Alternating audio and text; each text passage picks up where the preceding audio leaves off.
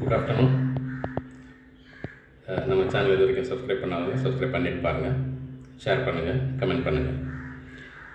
நம்ம பொதுவாக நிறைய பேசுவோம். சில இடங்களில் நம்ம பேச்சை குறைக்க வேண்டிய சூழ்நிலை ஏற்படும். பேச்சு வழக்கில் சொல்லுவாங்க பேச்சை குறை அப்படின்னு சொல்லுவாங்க.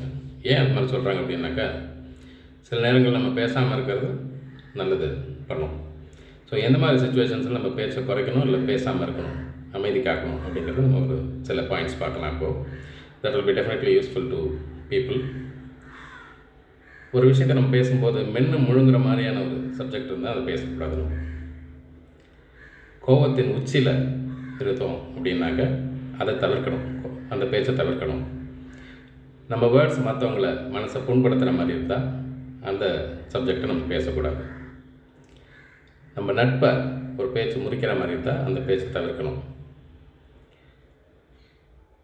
நம்ம அமைதியாக இருந்தால் நம்ம உறவு முறை பாதுகாக்கப்படும் அப்படின்னா அந்த நேரத்தில் நம்ம அமைதியை காக்கணும்.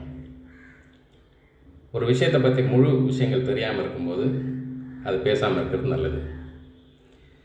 ஒரு விஷயத்தை பேசுகிறதால நம்ம ஈகோ பூஸ்ட் ஆகும். ஈகோன்னு என்ன? நான் என்ற அகங்காரம் அது பூஸ்ட் ஆகிற மாதிரி இருந்தால் அந்த விஷயத்தை பேசக்கூடாது.